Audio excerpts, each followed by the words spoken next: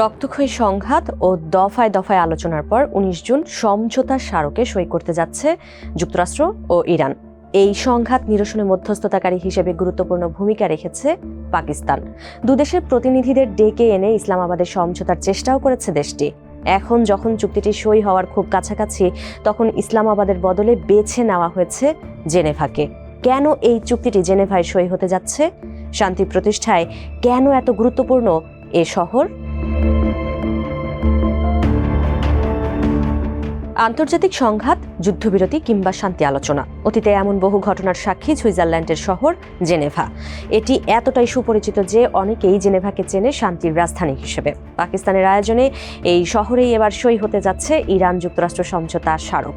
এর মাধ্যমে রক্তক্ষয়ী সংঘাত বন্ধের সঙ্গে উন্মুক্ত হবে ৬০ দিনের আলোচনার পথ। কিন্তু কেন বেছে নেওয়া হলো এই শহরকে?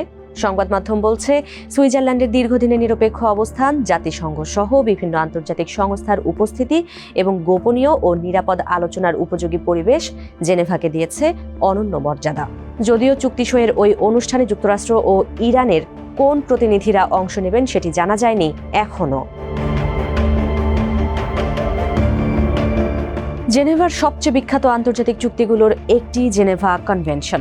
ইতালির সলফেরিনোর যুদ্ধের ভয়াবহতা দেখিয়ে সুইস ব্যবসায়ী হেনরি ডুনান্টের উদ্যোগে এই চুক্তিটি হয় 1864 সালে।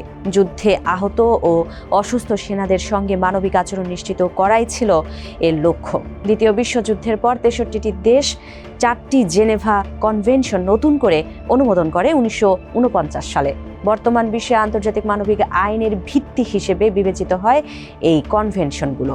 এর মাধ্যমে নিশ্চিত করা হয় আহত ও অসুস্থ স্থল ও সেনাদের সুরক্ষা, সমুদ্রে আহত ও জাহাজডুবিতে ক্ষতিগ্রস্ত সেনাদের সুরক্ষা, যুদ্ধ বন্দীদের অধিকার এবং বেসামরিক মানুষের সুরক্ষার বিষয়টি। ইন্দোচীন যুদ্ধ শেষ করার লক্ষ্যে 1954 সালে এ শহরে করা জেনেভা অ্যাকর্ড চুক্তিটিও বেশ গুরুত্বপূর্ণ। কেননা এই চুক্তির ফলেই ভিয়েতনাম, লাওস ও কম্বোডিয়ার স্বাধীনতার পথ হয়েছে উন্মুক্ত। অবসান ঘটেছে ফরাসি উপনিবেশিক শাসনের। এছাড়া সার্বিয়া ও ক্রোয়েশিয়ার মধ্যকার জেনেভা চুক্তি ও ইসরায়েল ফিলিস্তিন সংঘাতের সমাধানে দুই রাষ্ট্রভিত্তিক সমাধানের প্রস্তাবে 2003 সালে করা জেনেভা ইনিশিয়েটিভ উল্লেখযোগ্য।